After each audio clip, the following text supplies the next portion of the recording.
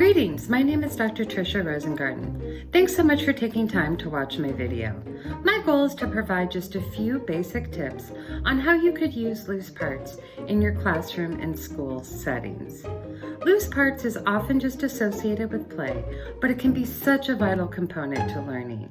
Being able to build and create with natural, recycled, and other materials can be so empowering to our students. So first, how do you start? Take some time to think about your educational environment. Where could you set up a space? Do you have an area in your classroom? Access to outside? Is there possibly a spot in the library, the rec center, or is there an extra classroom that you could use? Now think of a content or activity where you and your students could use loose parts. Maybe a reading activity, a science experiment, or maybe you want to tackle a math concept. Next, assess what you need.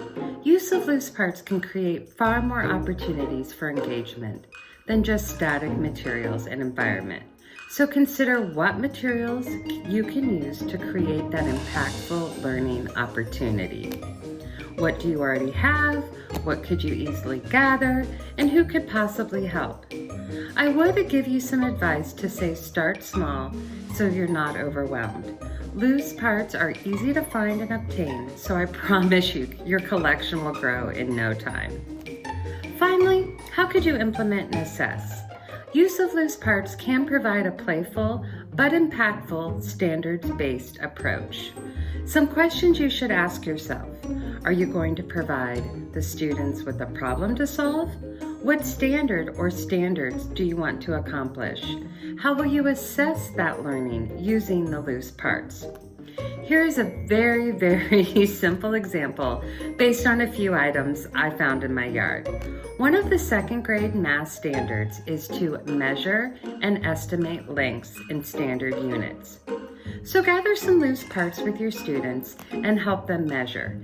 You could gather sticks, rocks, ropes, acorns, and even pieces of cardboard. Have the measuring tools available so that you can establish the lengths and measurements of all the loose parts that you want to use. Then allow students to use these parts to measure both inside and outside. Students have so much fun using loose parts to measure and count anything and everything. And then an assessment idea is to then have the students record estimates and measurements on a chart. For example, if this stick is measured at 12 inches or a foot, and this flower is 6 inches, this acorn is 1 inch, and this rock is 3 inches.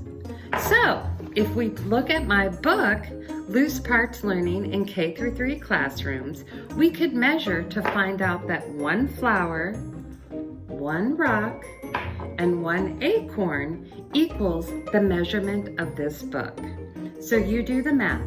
I encourage you to check out the book and any information you can find on loose parts.